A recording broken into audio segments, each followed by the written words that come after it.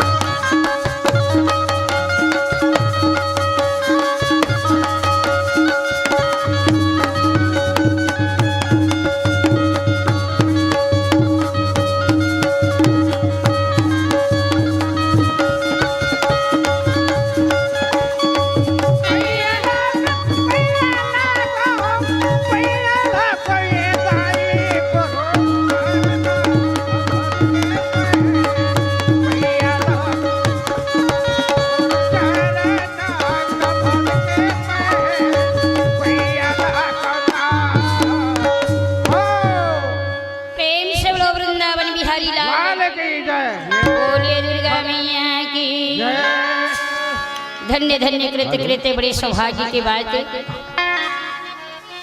सर्वव्यापक नारायण बंशी वाले के अपार कृपा है।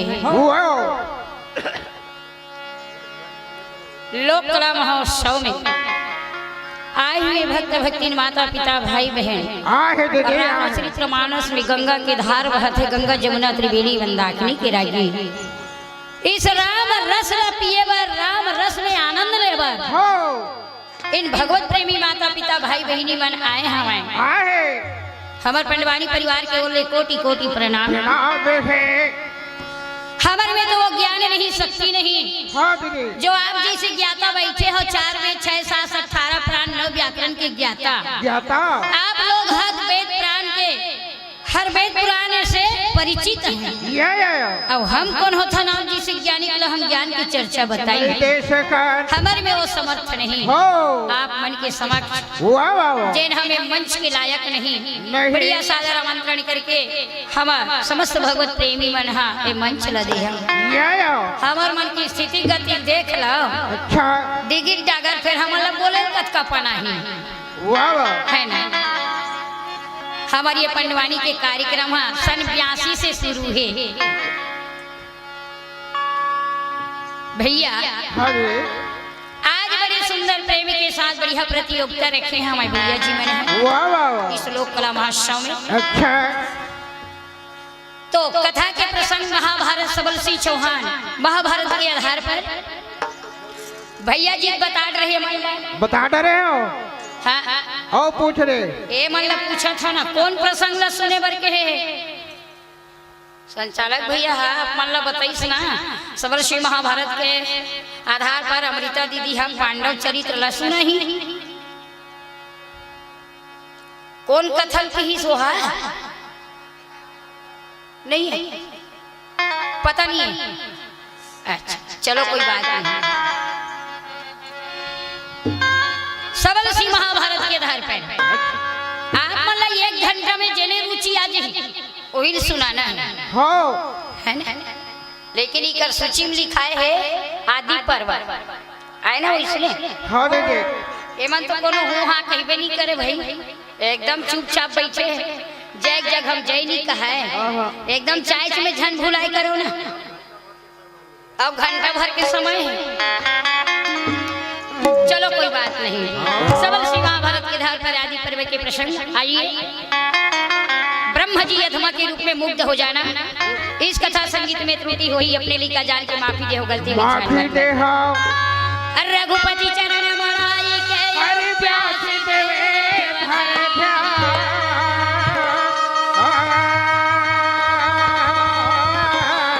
आदि पर्व भाषा रचव सबल महान गुरु संपन्न कहने लगे रागी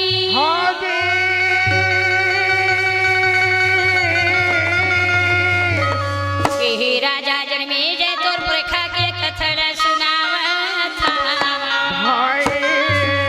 कलयुग केवल अहुना में आधार सुमेर सुमेर कलयुग तरन उपायन रामे भजन पर बिना बजावे हरि गुण गावे सरस्वती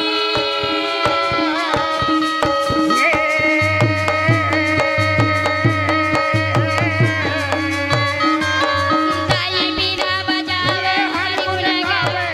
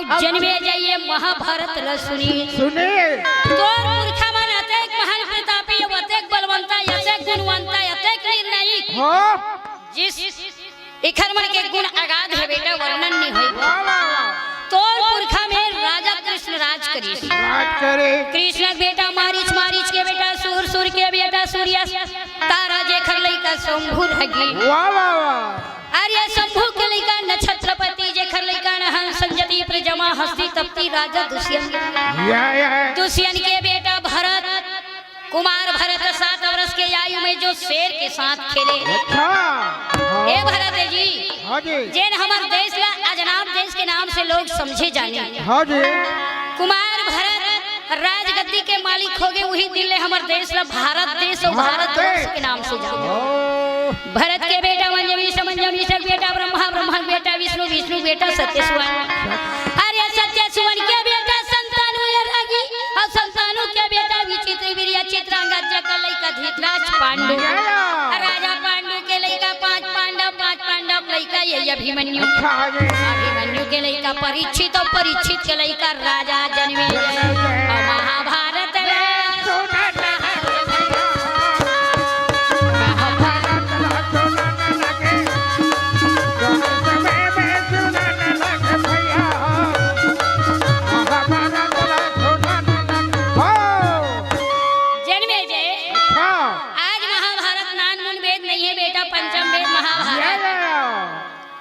उत्तराखंड में लोग दर्शन करे जाते हैं यमुनोत्री गंगोत्री केदारनाथ बद्रीनाथ बद्रीनाथ महाराज जी से 3-4 किलोमीटर माना पड़ते माना के ऊपर करिया पहाड़ पर्वत की गुफा में आज व्यास भगवान बैठे हैं वेद के विख्याता वेद के बखान करिया जेला कथे महर्षि वेद व्यास 60 लाख श्लोक से महाभारत वो तो बखान करी वेद के अब लिखिस कौन है कौन लिखे 3 लोग 14 भुवन में जेकर पहली पूजा होते दादा गजानन स्वामी स्वामी के मोरे गजानन स्वामी मोरे गजानन स्वामी मोरे गजानन स्वामी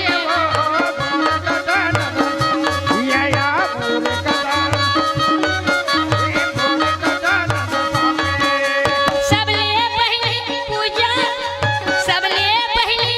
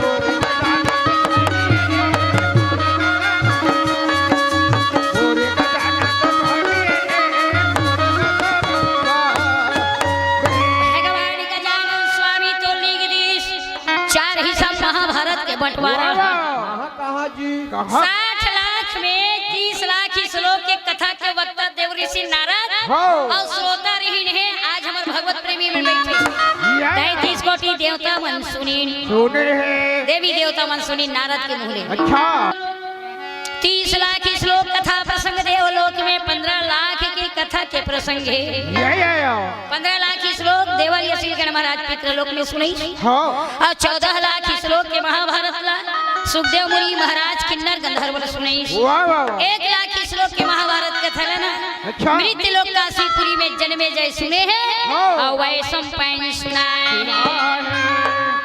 ये समय के राजा जन्मे जय है महाभारत ये महाभारत में सृष्टि करता ब्रह्मा बेटा देवलोक से पहुंच के भगवान सूर्य नारायण के पास और सूर्य नारायण के पास जाकर के भैया आवाज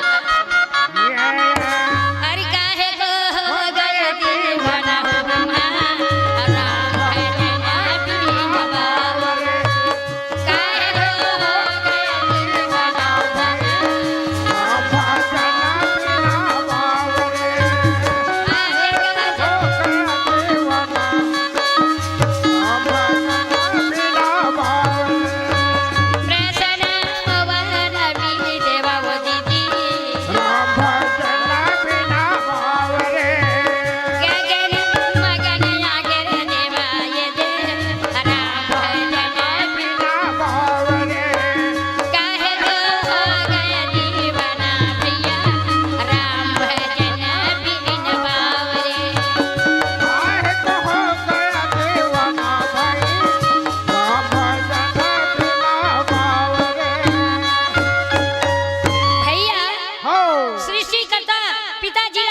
सूर्य भगवान गदगद हो गए, आनंद हो गए, मान और सम्मान करिस और दंडवत प्रणाम करी, है ना? ए समय के है प्रभु, आज बड़े सुंदर मैं धन्य हूँ आपके दर्शन में। हे सृष्टिकर्ता का सेवा करो। अच्छा सृष्टिकर्ता ब्रह्मा कथे बाबू मैं एक जानकारी लेकर आए हो दादा, ये मृत लोक में काकर बहु बेटी सुंदर है। रागी ये मानव लोक में काकर बहु बेटी सुंदर है, ताई देखे हंसका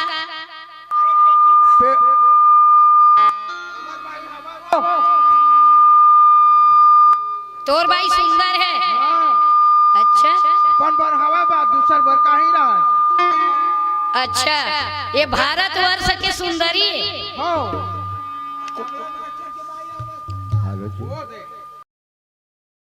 रागी भगवान सूर्य कथे काकर बहु बेटी काकर भाई सुंदर एकर बारे में नहीं जानो, एकर से नहीं जानो, मैं अपन के प्रकाश में किसी के शकल नहीं देखा। आप ला बताही तो चंद्रदेव बताही, शीतल मन से देखते सबला और सबला शीतल देते वही जानी। ब्रह्मा आगे भैया चंद्रलोक में, अब चंद्रलोक में ब्रह्मदेव हाथ जोड़ करके बढ़िया सुंदर भैया जाके दौड़ के पिताजी के स्वागत करे। हे सृष्टिकर्ता आइए महाराज स्वागत है। सृष्टिकर्ता या करके ब्रह्मा और चंद्रमा के पास स्वागत में प्रसन्न हो।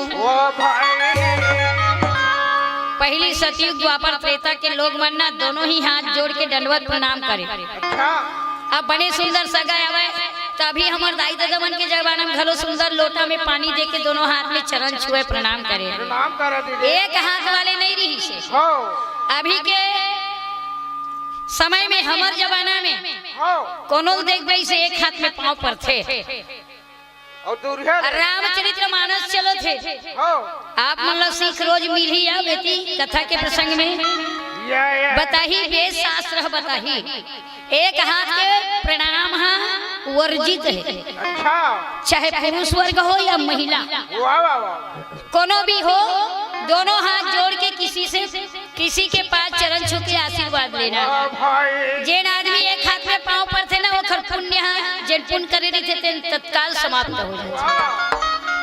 ये शास्त्र की बात भैया। ये समय में हाथ जोड़ करके प्रणाम करी चंद्रमा का थे। एक बात बता दे, मृत लोक में काकर बहु बेटी काकर नारी सुंदर है। चंद्रमा का थे बड़ा सुंदर बात है। एक हसीनापुरी निर्णायक राजा संतानु महाराज जी सत्यस्वरी के बेटा है। नया नया शादी करके लाए है। वो बाइक ना है आधमा, आधमा के रूप अत्यंत सुंदर है। देवलोक के देवता के नारी अप्सरा मन नहीं छू रहे। सती नारी पतिव्रता सुंदरी है। ब्रह्मा ऐसे ब्रह्मा की थे क्यों ना चलो उस सुंदरी को देखने। ब्रह्मा देव रहे जो आगे मृत्यु लोक में। एति महाराज संतानु कह रानी, हाँ स्वामी मैं शिकार खेले बर जाऊं तो आज बोला 2-4 दिन के समय जंगल में बीत जाइए। अपन आपकी ख्याल रखना रानी, जैसे आपकी इच्छा स्वामी की। अब नवा नवा आती चौकी मैं 2-4 दिन पर गांव जाता तो खरवा पत्नी सोच बताती तोला कहीं लागते। मैं नवा नवा आए होते गांव जाऊं कथा ये कहाँ के बात है। ते कल ले चल मोरमई के ममरा दे रहे यार दिन। और हमरे बाई के थे वो भजन है ना अभी पुराना हो गए तब बोले कैसे की थी। एक दिन भर जात हो के थे और ये 4 दिन रही जथा सी थे। अच्छा खिसियावत हो ही। अच्छा दीदी बोले वृंदावन भगवान की।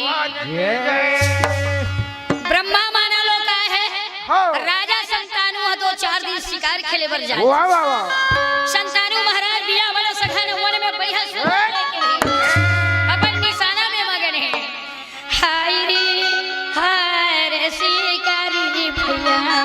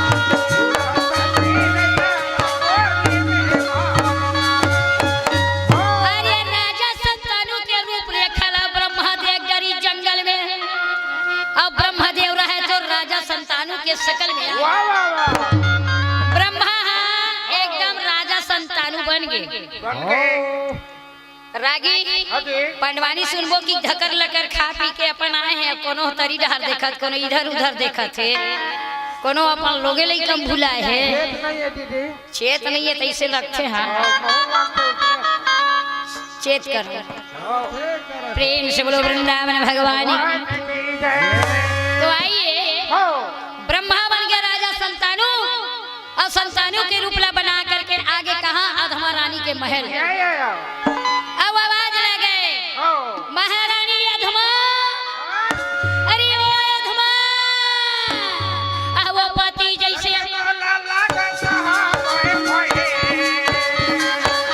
लगर अधमा देखे, अधमा अधमा पति के अलावा कोई दूसरा तो मोर नाम ले नहीं सके। देखे तो संतानु महाराज, कान में कुंडल, हृदय में कवच, भुजा में भुजबा, सीन में मुकुट, धरे तीर कमान, बगल में पोहरा। आई कैसे आ गया स्वामी? यहाँ के राजा जैसे बोला लागत है, भैया वहाँ देखना लागत, रानी बोला दे।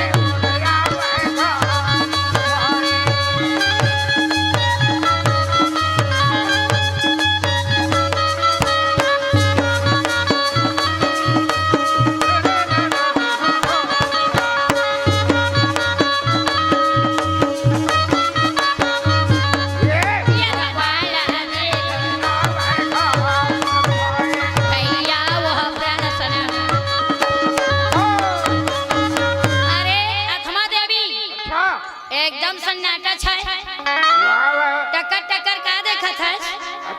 अधमा की थे 2-4 दिन के आने वाला, तत्काल सुबह हुआ था आगे स्वामी ये क्या बात है?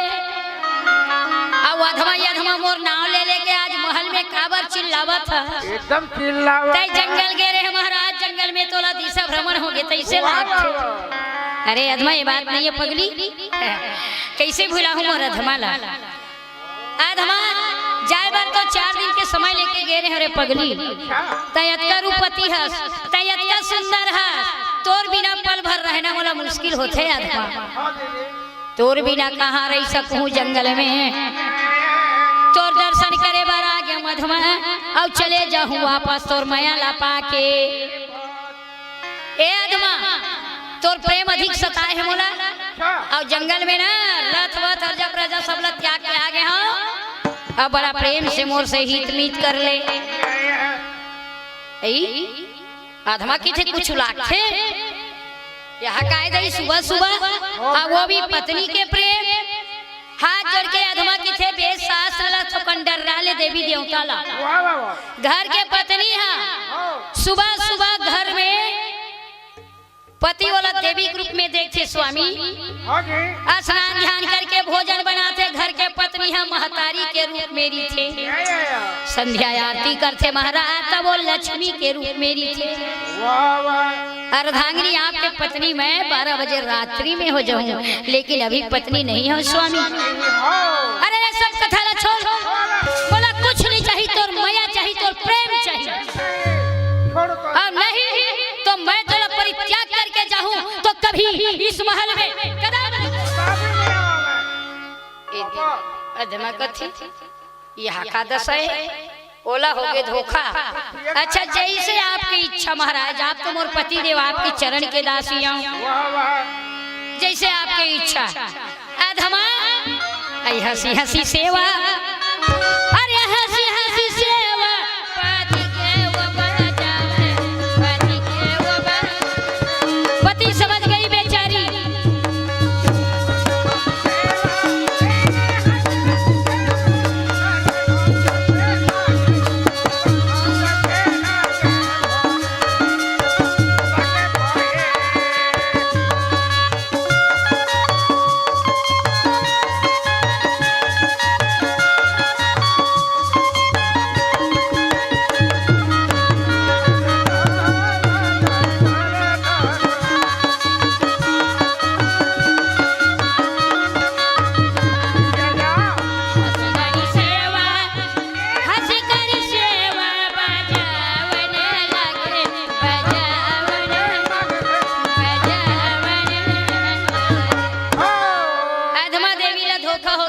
समझ गई। पतिव्रता खंडित हो गए, पतिव्रता विध्वंस हो गए। अब ब्रह्मा ला जब समय निकले के बाद जाग बेरा हो गए। अधमा अरे आओ कहीं इसके मोला विदा दे, मैं जंगल जाऊं। अधमा निकल के देखते रागी तुहा कहाँ राजा संतानु साक्षात ब्रह्मा पर रूप ला प्रकट कर दे। अपन रूप ला जब प्रकट करीस ना अधमा चिल्ला के बोलीस, आँखी लाल हो गए, धक धक धक धक करे लगा। अधमा कहे हत्यारे पापी दुष्ट चंडाल, मैं इतना रूपवती रहे सुंदरी रहे तय तो कुछ सृष्टि करता हरस, किसी के अधिकार लक्षीने में तो शर्म नहीं आई। राक्षस कहीं के बोला घाट के करे ना घर के करे, ब्रह्मदेव इतना बड़ी सृष्टि करता हो करके मोर सचीत बोला मोर पति वर्ताला विध्वंस करे ब्रह्मा, मैं तो श्राप देवत हूं। कते का लाले सफेद अरे वैसा महरागी एक सती नारी के श्राप है जिसमें तय भस्म हो जाए। सही कहा था तो कहा था। मैं तो श्राप देवत हूं, जगत संसार में 3 लोग 14 भुवन में एक अकेला में आई तोरे पूजा रे नहीं ना होगा। एक अकेला में कोई श्रद्धालु तेरा पूजा नहीं करेगा ब्रह्मा, क्या समझते हो अपने आप को? यह है मेरी श्राप।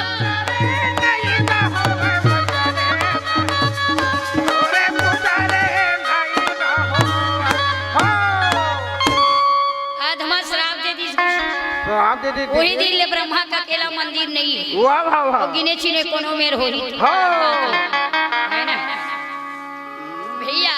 हाँ जी ये दे अब कहे लागी अखिला पार के संतन आखी है तोरा हे देवता, आखिल बनाए हैं 2 ठन देवी देवता के दर्शन करे बार। हाँ वो आखी हा देवी देवता संसाधु दर्शन नहीं करी तय मंजूर फोरक बरोबर ऐ कान सुने न हरि के कान दोनों ठन जेकर कान भगवान के चारी नहीं सुने एती उती ध्यान में भटकत रही थे, वो सांप के बिलम बरोबर है ओखर कान हा देहेला पाए हरि नाम लीने अमुढ़ेला जा दिए दाई के रात दिन पर नारी झाकर अछानी के ऊपर भूजत पावेला पाए गए नहीं तीर नाचे घर पीछे थैया चथैया औ का भूपा दोबता बाबू जी राखन औ का भूपा दोबते नोनी को दैया औ बाई के बात में गौ की भुला अरी नो हंसी काहू के बात सहैया औ हतोरे नामे बुताती सरे बदलेती से गांव में बैठा बेचैन हो गई बेचारी को भवन में और चले गए ब्रह्मदेव कर पतिव्रता विध्वंस करके। बाद में फिर महाराज संतानु के आगमन होते। राजा जी देखते पहली राजा मन कहीं बाहर से आते ना तो कर रानी मन दरवाजा मारती धरे खड़े रही थे दासी मन के संग में। आज दासी के अलावा रानी भी नहीं। आज मन मन में विचार करे भवन में राजा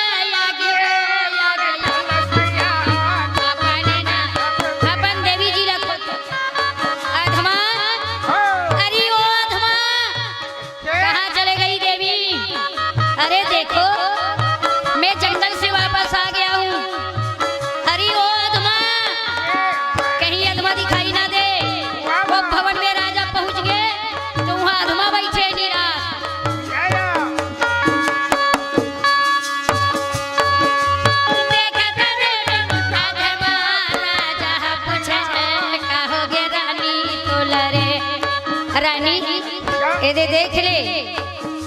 अच्छा बाबा ठीक, मैं बड़ा दिन से जंगल में रहे ना तो परित्याग करके गए रहे, अब नहीं जाऊँ अधमा।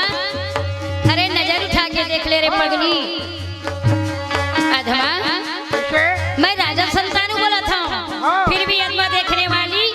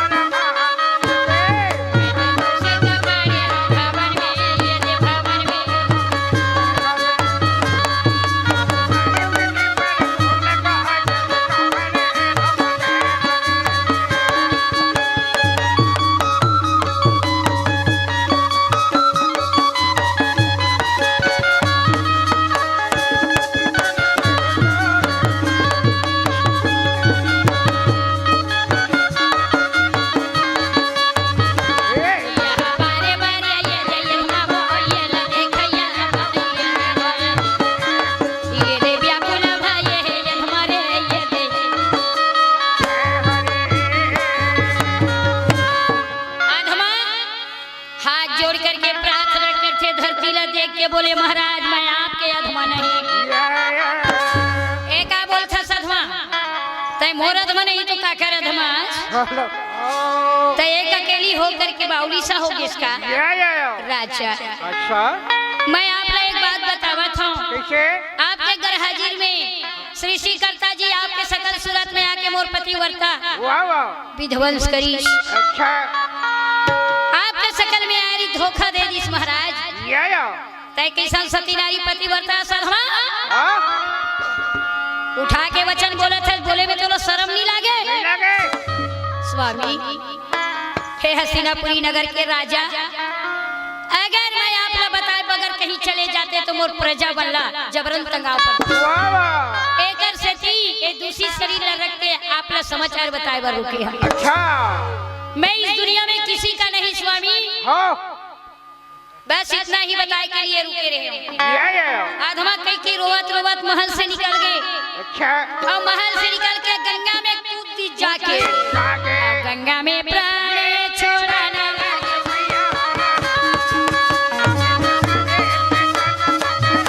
गंगा जी में अपन प्राण के परित्याग शरीर ला छोड़ दी गंगा में प्राण से जाने लगे भाई गंगा चले गई इस दुनिया से। राजा के महल में राजा अकेला हो गए। राजा के एक पल घर में मन नहीं लगे सारा दिन जंगल में अपन समय ला बितावा। 6 महीना बीत गए 7 महीना बीत गए 8 महीना बीत गए एक अकेला भैया महल एक नारी बिना सुनना है चिकन चुपड़ के कसनो टाइस किसनो घर ला सजा ले अगर वो घर में 100 जन लड़का रही तब वो घर में रौनक आनंद नहीं आया काखर बिना एक लक्ष्मी के बिना यही मन तो नारायणी साक्षात दुर्गा देवी सब बैठे हैगा यही चमना हमरे दल है आज तोर दल है नो ये मन सब ठुठुर मुठ हुआ है हमर दल है वो हमर दल देख कैसे सुंदर आनंद आते एकदम भीड़ लगा बैठ और तोर दल मन छट्टा छट्टा है ना यही मन काली लक्ष्मी सरस्वती गायत्री दुर्गा नरसिंह कामगा भुवनेश्वरी रोहिणी कोबाली कलंगनी लय प्रलय भगवती पार्वती इंद्राणी भवानी चंडिका भद्रकाली भौरी चामुंडा शारदा इसकल माता कारती कत्यानी महागौरी कुष्मांडा चंद्रघंटा ब्रह्मचारिणी सिद्धरात्रि सब कुछ नहीं है और कोई दूसर नहीं है। घर में एक स्त्री बिना एक महिला बिना वो घर में आनंद नहीं रहेगी। भैया आप क्या करते हो है जंगल में राजा रात बितावे कई दिन 2-4 दिन रातें रह जाओ जंगल में। एक दिन एक सुंदरी पाँव में पायल कन्या में कर धनिया नाक में नजर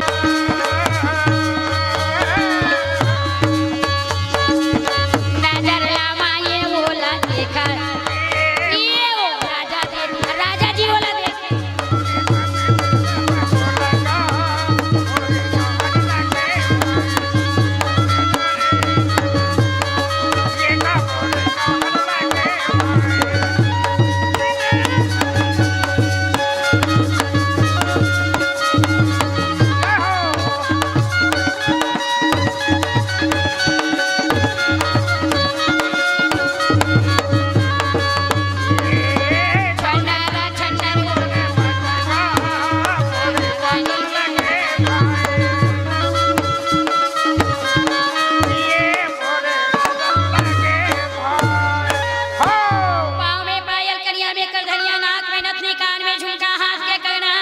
राजा देखी भैया झलका थे अप्सरा बरोबर उर्वशी अप्सरा सम दिखे लागी।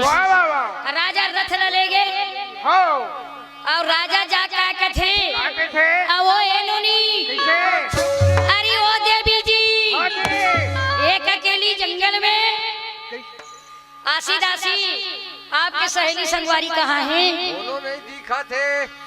गांव में घर न खार में खेत रमता जोगी बहता पानी नाम हमारी गंगा रानी। अरे हो गंगा देवी हाँ सरकार मोर नाम गंगा है।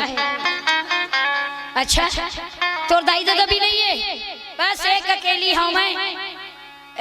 तो एक अकेली है हाँ तो शादी हो गए इन्होंने आज जिले मोर बिहार नहीं हुए आज ने तोर बिहार नहीं हुए हाँ कहाँ बन नहीं हुए अरे मोर कहे आधार से मोला मिलबे नहीं करे। अच्छा हाँ, मोर पसंद के आदमी या मोर वचन ला पूरा करने वाला नहीं मिला ते कर से बिहाव नहीं करे। तोर पसंद के आदमी मिलबे नहीं करत, कोई लड़का नहीं है। हाँ तो कैसन ढंग के को सैया खोजत है नोने? कौन है गा? बोला कहा था वो, बोलो नहीं कहा। हाँ, राजा जी यही प्रश्न करे, देवी गंगा तोर बिहाव नहीं होए? गंगा की थे नहीं राजा। अरे मोर जीवन में अतेक राजकुमार अच्छा ओ काशी, कर्नाटक, पंजाब, उड़ीसा, चक्र, वरुण, मद्रास, कश्मीर, चचाई, सारंगा, कलकत्ता, चंदेरी, हरियाणा के राजा मन मोले बिहाव करे बरई। फिर एक शब्द मोर पूरा करने वाला आज तक मोला मिले चाहिए। अच्छा देवी जी, कौन सा शब्द है आपके वचन महू सुन लेते हो। अरे मैं हसीनापुरी के राजा संतान हूँ महारानी, मोर घर में नहीं है कोनो रानी, मैं अकेला। अब मोला भी चाहिए शादी। अच्छा राजा, अगर का शादी मोला करबे ना ता मोर कहे आधार से मान जावे तो मैं तोर सन बिहाव कर लूंगी। कैसे? मैं तोर घर जाऊँ ना तब मोर चले, मैं कहीं कराऊं, अच्छा कराऊं, खराब करा तो बिल्डिंग में आगे लगावा तो जन बोलबे, एक शब्द मत बोलबे मोर आगू तो मैं तोर घर चल दूं बिहाव। पहले हम मरेज बोल ले बोगा, आगे लगा दूं के देख, आगे लगाबे तब कुछ नहीं करा, कुछ नहीं बोलना है राजा जी। और साग पान में कहूं नमक खर हो गया है, कुछ नहीं बोलना है, चुप रहना है। छोड़ो यार, हटाओ, छोड़ो भाई। गंगा के बात सुन के राजा संतानु कथे, गंगा वचन ये तीन जबान है गंगा, मोर बिल्डिंग में आग लगा देबे तो मैं है और नहीं बोलो रानी, नहीं बोलो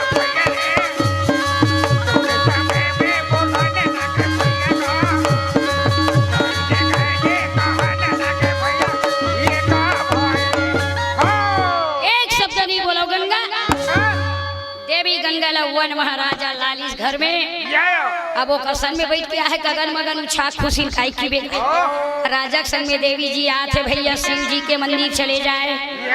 ओहो बढ़िया सुंदर दोनों जन के बिहाव हो गए, और बिहाव करके गंगा हस्तिनापुरी के राजा संतानु के रानी बन गए।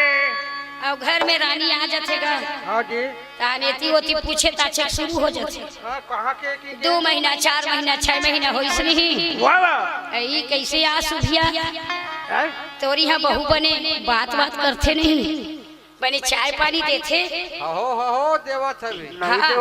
अभी नया भेद बढ़िया है, मस्त देवत बहिनी यही कुछ हबे ऐसनो वाला पूछी आधा शीशी। अच्छा आगू सियान मन कहा उसने। आज वो गंगा देवी भी बड़ा सुंदर गर्भ धारण करी, देख रागी गंगा मैया जब 1 महीना 2 महीना 3 महीना हो गए, 1 महीना में ना गोल सा खून के गोला गोल बधा थे बाटी असल, 2 महीना वो गोला बड़े हो जाते और 3रा महीना में वो बच्चा के सिर तैयार हो जाते, सबो जन के हमर मन के वही हो। 3रा महीना में मुंडी तैयार, 4था महीना में भैया हाथ पैर लड़की लड़का के निशाना, 5 महीना 6 महीना 7 महीना 8 महीना 9 महीना बीत गए। 9 महीना 9 दिन में ये हमार महिला समाज के जन्म और 9 महीना 11 दिन में बेटा जात मन के जन्म। 9 महीना लड़की मन के जन्म, लड़की और 9 महीना 11 दिन में बेटा जात मन के जन्म। तोर गाय कैसे कहा है नकटी है वो 14 महीना मोह की कहा तोला ने कहा है भाई 14 महीना मोह। देखा था शेखर लब सब शास्त्र के विधान के बात ये है।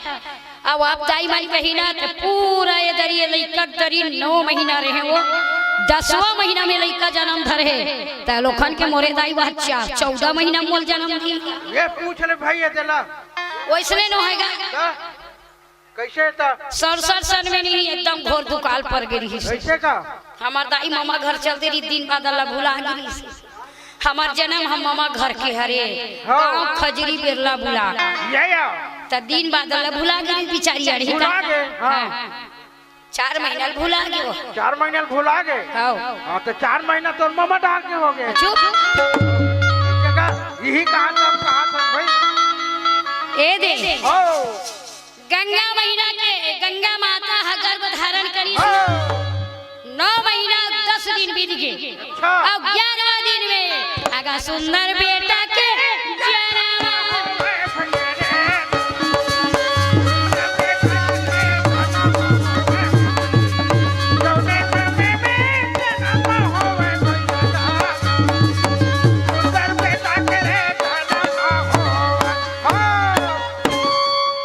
गंगा के सुंदर सुमा जन्म गंगा के लइका जन्म धरी तो आसी दासी मन दौड़ के कथे यहाँ बेटा हो है बेटा हे जगत नियंता लक्ष्मीपति नारायण कहे रहे लइका पहली आवाज सब कहे हमें जत का आन भाव सागर में भगवान ला कथन सब कहे रहे और सब नतः बताइंगा हाँ ये गाँव नहादा है यहाँ ले लइका जन्म ले थे रागी तो भगवान लगी थे ओकर बाद में नता रिश्ता मन खुशी मारे कहा रे लल्ला हाँ कैसन मार दुख तकलीफ दे टुकुर टुकुर देखत है मिही तोर बुआ रे कोनो कहा तोर मौसी हर काकी यहाँ डोकरी रस्तल बताते वो लइका नता रिश्ता बतावत थे तो वो लइका काकी थे रोथे था कहाँ आए कहाँ आए कहाँ आए कहाँ आए नहदाया दीदी नहदा का ये आए थे गंगा मैया लइका ला जन्म दिस अब कोई ला नहीं अपन लइका छुअन दिस राजा वचन वध है ते कुछ भी करबे नहीं बोलो गंगा मैया के गोदी में अब लइका ला गोदी में लेके राजमहल के परित्याग कर दी माता चलाना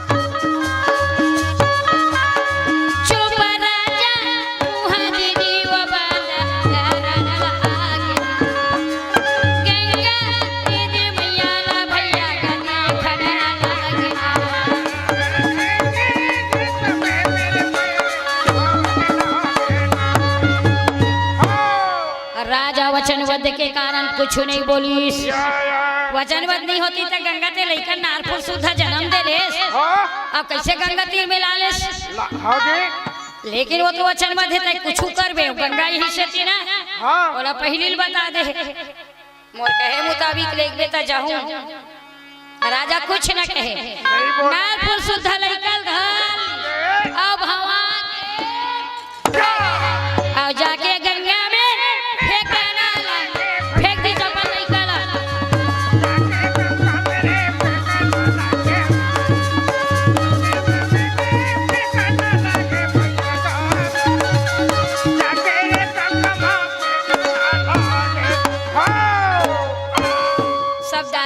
थे बहनी हो महतारी के माया का हाथ लागे गौकरण महाराज के कथा में करोड़पति लड़का एक गणिका के प्रेम में रिजत है सारी संपत्ति खत्म होते तो गंगा और छोड़ना रहे गणिका एक दिन पूछी कैसे कैसे आयल देरी कर देश की तो राजकुमार की थे आज मोर माँ न तालाब गेरी से बोला गोरत रहे मोर खाए बिना नहीं खाए मोर माँ। वाह वाह गणिका बोलते बेसिया तब मैं कहा तोर प्रेमिका हो मोर ले ज्यादा तोर महतारी बर माया है। नहीं नहीं तोर बर ज्यादा माया है। मोर बर ज्यादा माया है। मैं इसे कैसे मानूं मोर बर माया है की के लेना भाई नहीं मानते झन मान लेकिन तोर बर माया है रात दिन ला तोरे मेरे गुजार था मैं। वाह वाह वाह तो राजकुमार जी लखत है मैं तो तब मानू तोर दाई करे जहर के लान देवे तब मैं जान लूं कि वास्तिकन में मोर बर माया है।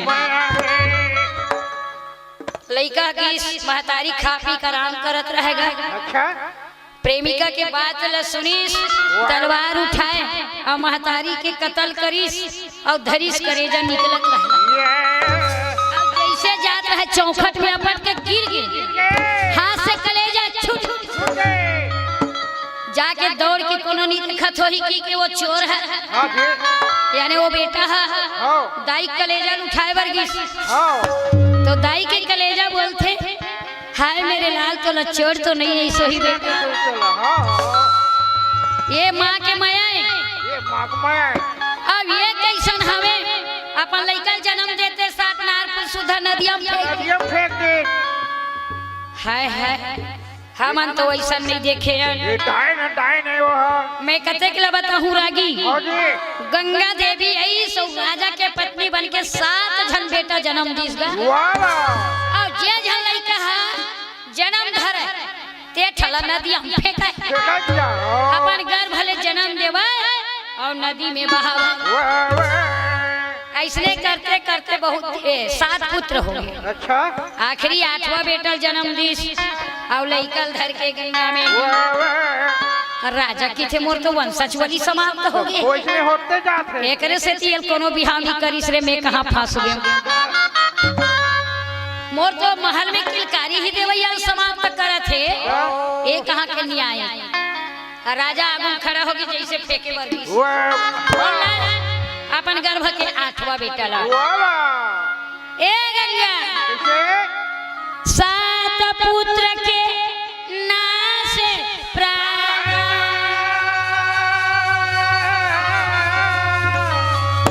और यही पुत्र मोहे दे हे देवी गंगा 7 पुत्र के नाश प्राण और यही पुत्र मोहे देहु दान आई दाने में बेटा मोला दान में दे दे रानी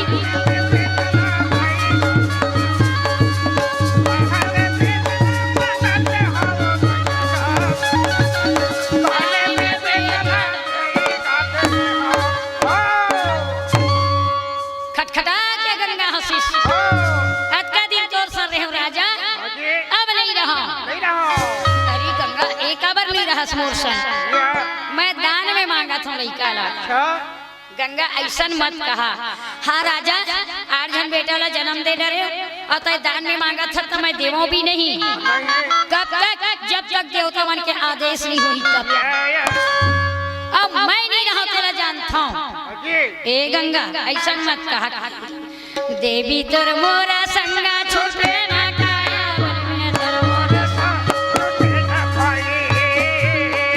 रानी तोर मोरा संगा छोटे ना काया बन में आओ हाथे जोड़िए राजा खड़े गंगा में बदल आओ ये छना बेटा गोदी में दे दे रानी बदल मोरा संगा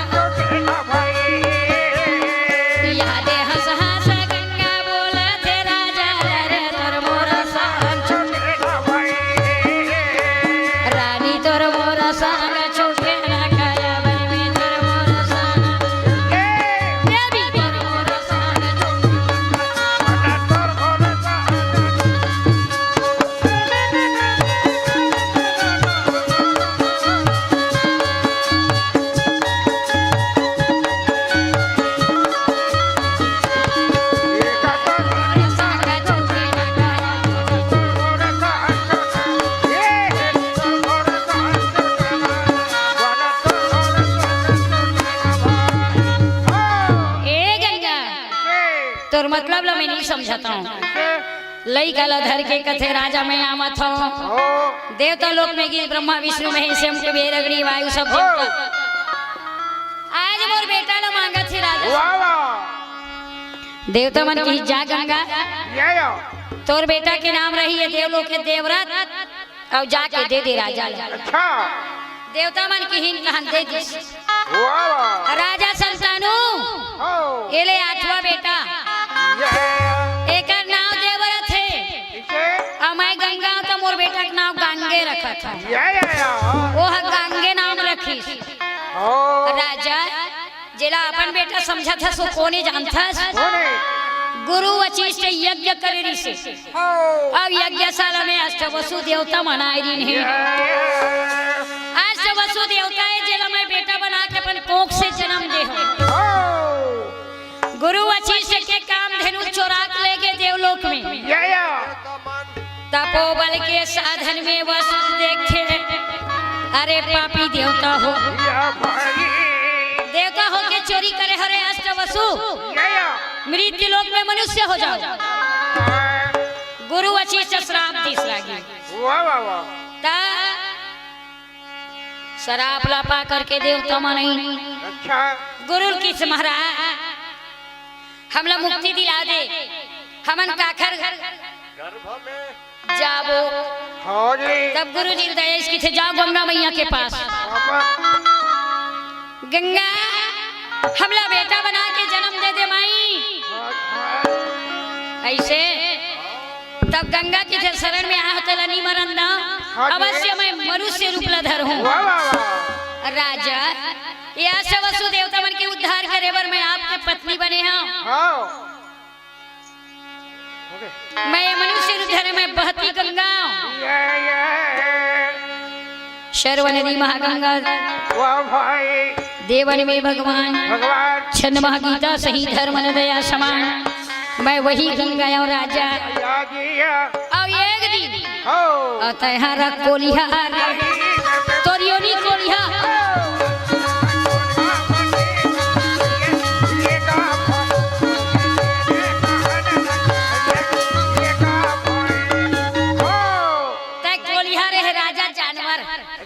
एकदम सुंदर रूप बना के चमक चमक जात रहा। आता है मोल देख के का कहा था ये लड़की कत का सुंदर हिरी मैं बिहाव कर देती ही सुंदरी सन कर लेते हूँ। तोर मन के बात ला मैं जाने हूँ। तब मैं कहे ये सतयुगी आने वाला द्वापर में अवश्य तोर मन की आकांक्षा पूरा कर। अरे कोलिहा तय तो राजा बन के आगे इसका मैं मृत्यु लोक में अवतारना जब मोला भागीरथी लानी तब मोर सर तरी ही से मोर तीन लहरल जन पार करही ओकरे सन मोर बिहार होही। बढ़िया बढ़िया राजा मन लहरा पार नहीं करीस तय कोलिहा मोर लहरल पार कर दे। मोर बेइज्जती होही कि कैसे उलेंडा पूरा लाने हैं। तोर कान नाक में पानी भर गए जी हाँ छूट गई। कोलिहा बूटा मर हज गे मांस गल गे हड्डी बांझ गे। चतुर्मासा में संत स्नान करी तब वो हड्डी कपड़ा देखते वो मन ध्यान से देखी तो ये कोलिहा खा रहा है। वो मन जागृत करके के जा महान प्रतापी निर्णायक तय राजा हो जाए। तो वही संत मन के आशीर्वाद में एक कोलिहा हर राजा संतानु सत्य सुमन के बेटा बन के आए है। मैं गंगा महारानी तो पत्नी बन के आया। अच्छा ओ दिन के मन ओ दिन के इच्छा ला पूरा करे बर अष्टवसु देवता के उद्धार करे बर राजा एकर से तोर पत्नी हो गए। ले और सुन कंगन ला निकाल के दी सोन के कंगन ला तय काबर अपन चिन्ह छोड़थस गंगा एला देख देख के ना मोला अच्छा नहीं लगा। गंगा कहे अरे जाकर हाथ बराबर हो अवतासन ब्याह करब राजा ये बेटा ला देख के ये कंगन ला देख के मैं चले जाऊं जेकर हाथ बराबर फिक्स होही वही ला तय रानी बना लेबे। अब ये लइकल कैसे करूं एक गंगा घाट में लावे मैं मानव रूप ला धर के गोदी में बिठा के स्तनपान कराए। अपन लड़का ला दूध पिया हूँ, दूध के कर्जा ला निभा दूँ। ऐसी प्रकार गंगा में गंगा चले गए और राजा संतानु लड़का ला धर के महला में राजा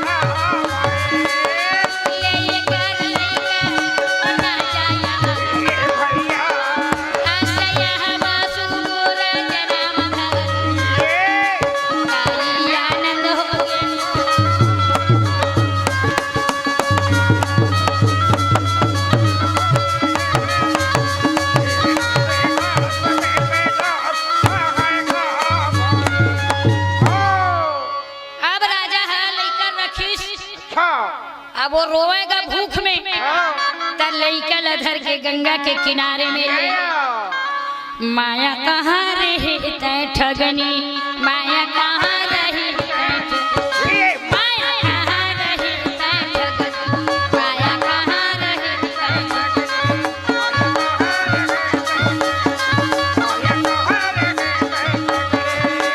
तीन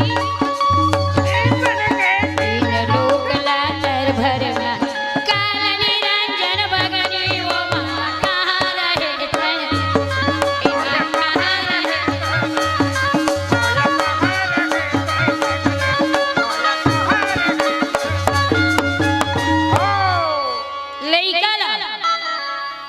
सुंदर गोदी में लेके स्तनपान करावे, गंगा के किनारे लड़का छूटे, राजा पकड़ के ले आवे।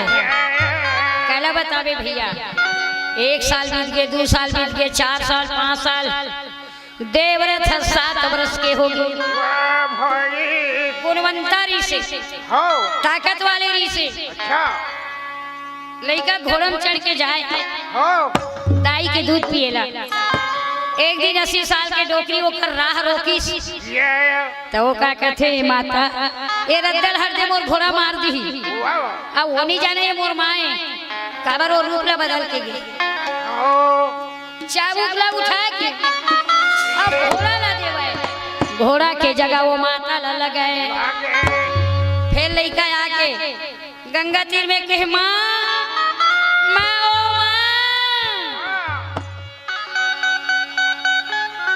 मैया प्रगट हो गए गंगा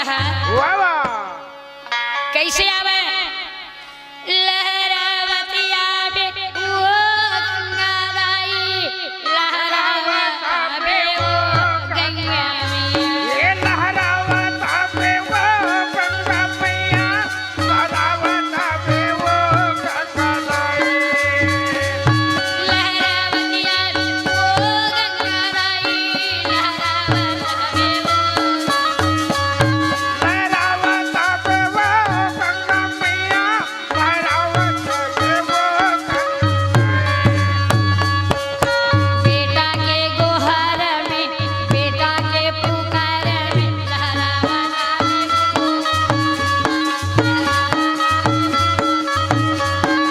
बेटा के गोहर बेटा के पुकार लहरावत आवे वो गंगा मैया, लहरावत आवे वो गंगा मैया।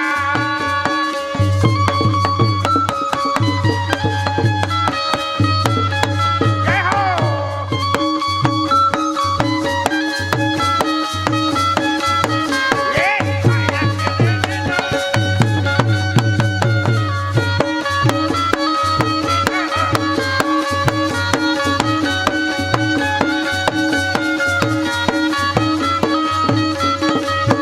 बेटा के गोहर में लल्ला के पुकार लहरावत आवे वो गंगा लहरावत आवे वो गंगा मैया।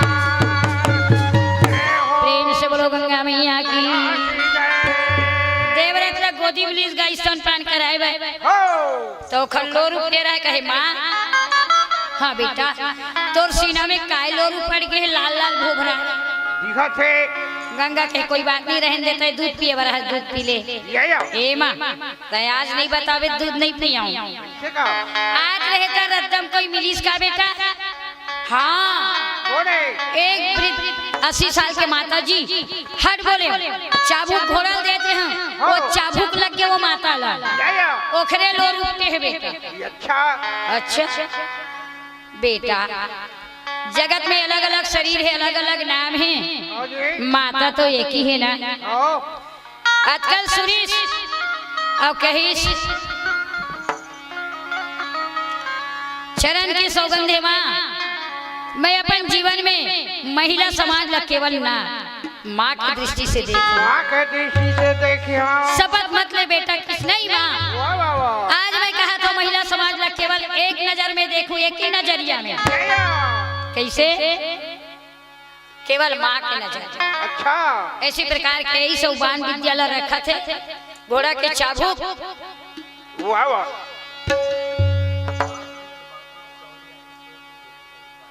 हाँ हाँ, आओ वहां से मेरे भैया जाके वो लड़का है महेंद्र पर्वत चल जी। पिताजी कहे पिताजी मैं महेंद्र पर्वत में जाता हूँ धनुर्विद्या विद्या सीखे बर। देवरथ महेंद्र पर्वत जब जंगली ऋषि के बेटा परशुराम बैठे रहे रागी, परशुराम के चरण में जाके बैठ गए। सुंदर हाथ जोड़ के प्रार्थना करी, गुरुदेव हसीनापुरी में संतानु महाराज के पुत्र मुरनाव देवरथ एवं गांगे गंगा पुत्र धनुर्विद्या सीखत रागी। सौरिया ही दोनों भैया तोरे कुटिया में, सौरिया ही दोनों भैया तोरे कुटिया में, सौरिया ही दोनों भैया तोरे कुटिया तोरे कुटिया में, तोरे कुटिया में मैया तोरे कुटिया, सौरिया ही दोनों भैया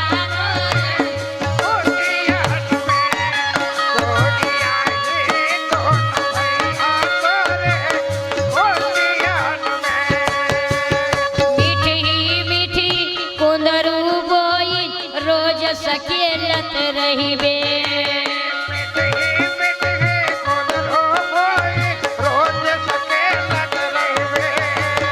मीठी मीठी कुंदरू बोई रोज सकेलत रहिबे।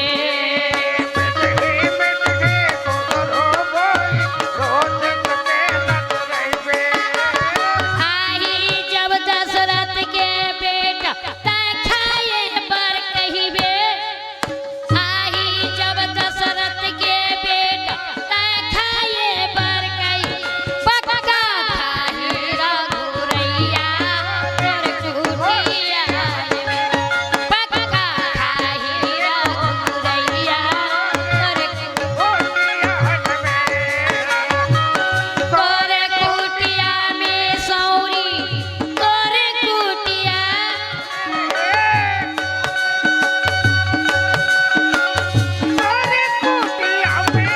सौरिया ही दोनों भैया तोरे, सौरिया ही दोनों भैया तोरे,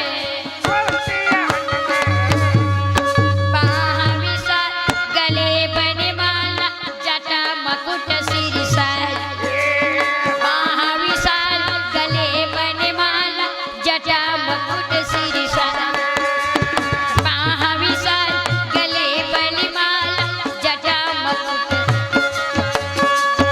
एक सौरेगा एक गोरिया, एक सौरेगा एक गोरिया, आंखें कजरिया, तब गोटिया ही दशरथ छैया तेरी कुटिया में, गोटिया ही दशरथ छैया तेरी कुटिया।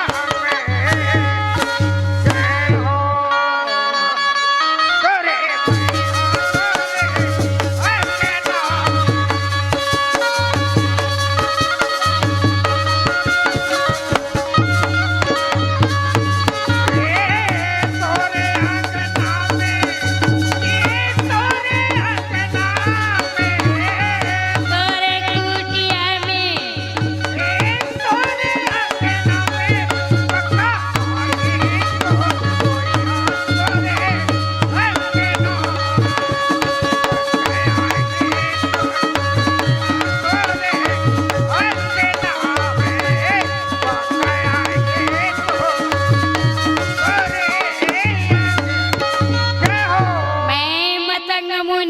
झूठ न बोला मोर वचन धरि लेबे मैं मतंग मुनि झूठ न बोला मोर वचन धरि लेबे बोले नौ भगति बताई तब यज्ञ हो जाई बिन बोले नौ भगति बताई तब यज्ञ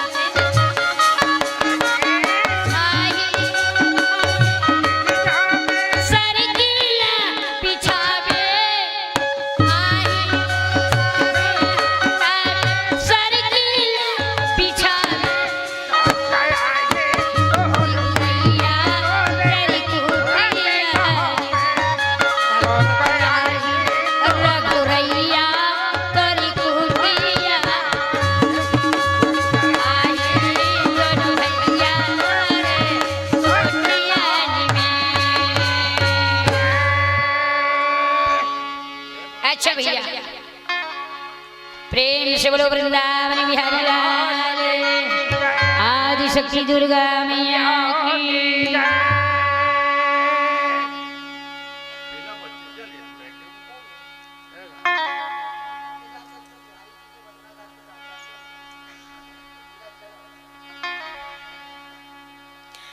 प्रेम से बोलो दुर्गा मैया की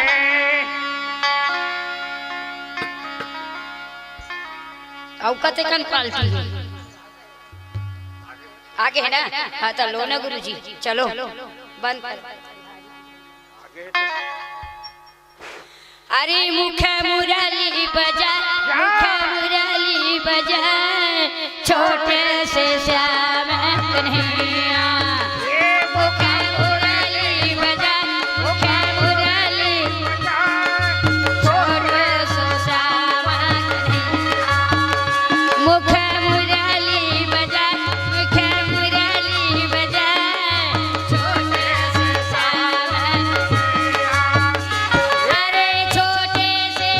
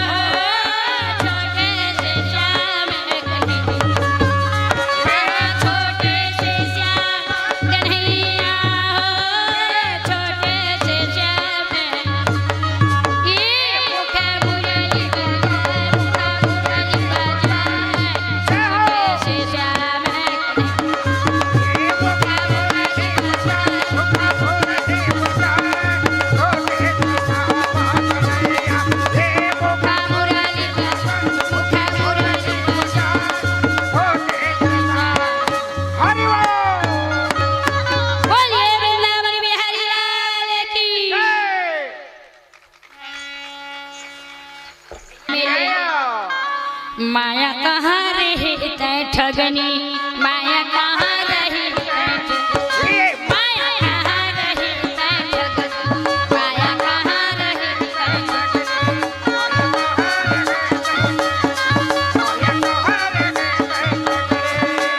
तीन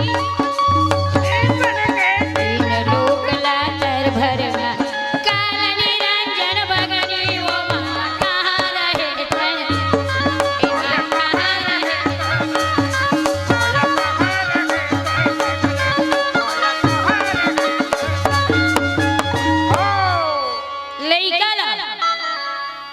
सुंदर गोदी में लेके स्तनपान करावे गंगा के किनारे लइका छूटे राजा पकड़ के ले आवे कहला बतावे भैया 1 साल बीत गए 2 साल बीत गए 4 साल 5 साल देवव्रत 7 वर्ष के हो गए गुणवंता ऋषि ताकत वाले ऋषि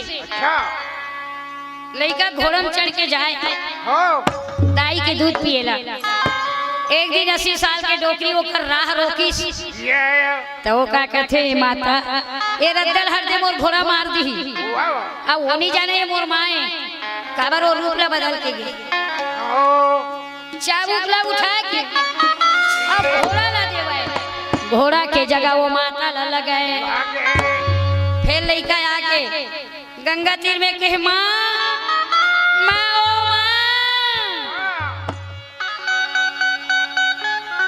मैया प्रगट हो गए गंगा कैसे आवे लहरावती आवे वो गंगा दाई लहरावत आवे वो गंगा मैया ये लहरावत आवे वो गंगा मैया लहरावत आवे वो गंगा दाई लहरावती आवे वो गंगा दाई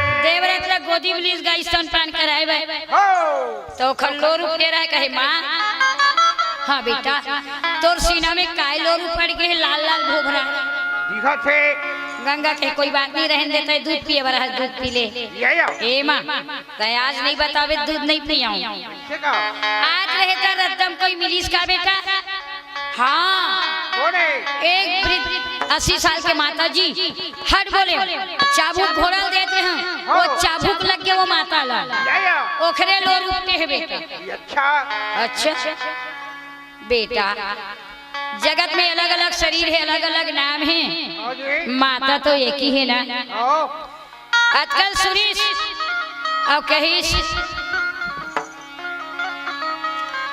चरण की सौगंध है माँ मैं अपन जीवन में महिला समाज ला केवल ना माँ की दृष्टि से देखी शपथ मत ले बेटा किस नहीं माँ आज मैं कहा तो महिला समाज ला केवल एक नजर में देखूं एक ही नजरिया में कैसे केवल माँ के नजर अच्छा ऐसी प्रकार के ही सौबान विद्यालय रखा थे घोड़ा के चाबुक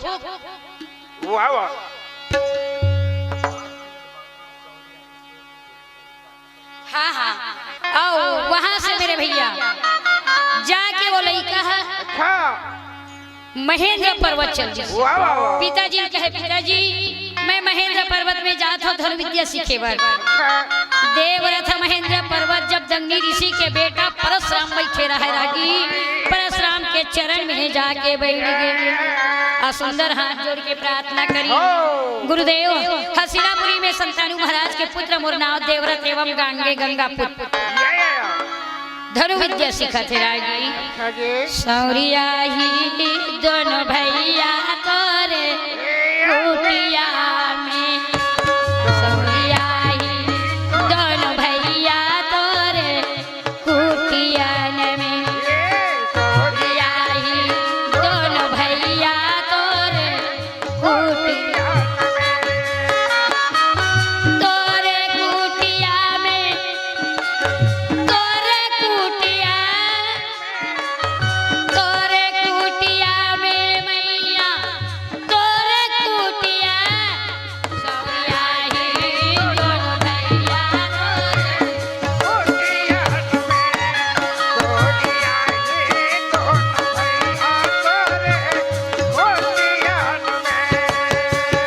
मीठी मीठी कुंदरू बोई रोज सकेलत रहिबे,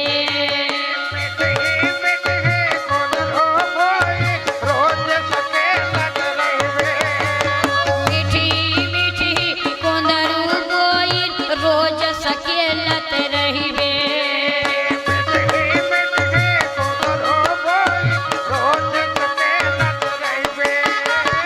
आई जब दशरथ के बेटा तय खाए पर कहिबे, आई जब दशरथ के बेटा तय खाए पर कही, पक्का खाही रघुरैया तोर कुटिया में, पक्का खाही रघुरैया तोर तोरे कुटिया में सौरी तोरे कुटिया,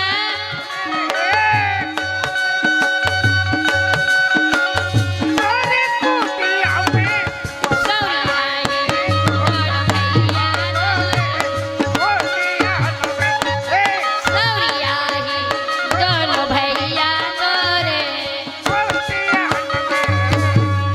बाह विशाल गले बनमाला जटा मकुट सिर साज, बाह विशाल गले बनमाला जटा मुकुट सिर साज, बाह विशाल गले बनमाला जटा मुकुट, एक सौरेगा एक गोरिया, एक सौरेगा एक गोरिया आँखें कजरिया, तब गोटिया ही दशरथ छैया तेरी कुटिया में, तब गोटिया ही दशरथ छैया तेरी कुटिया।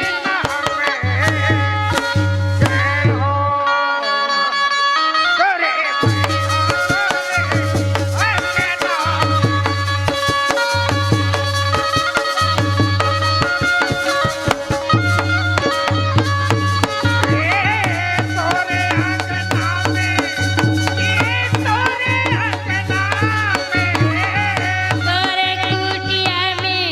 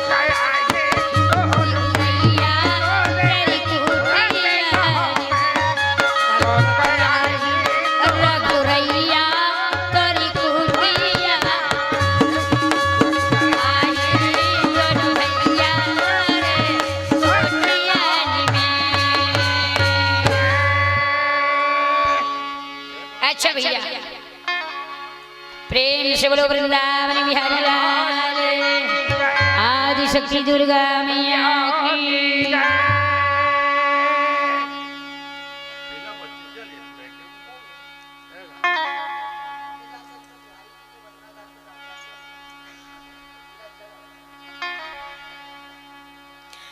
प्रेम से बोलो दुर्गा मैया की।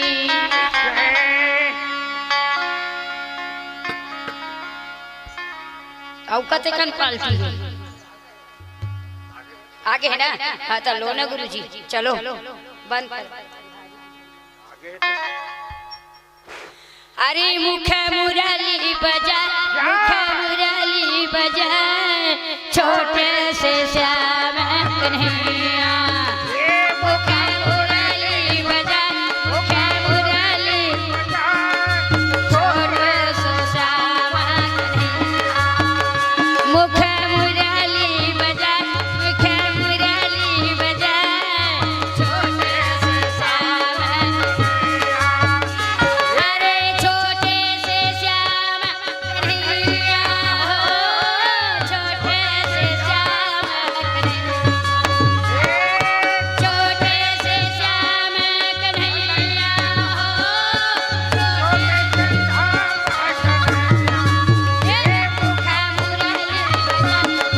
मुरली बजा छोटे से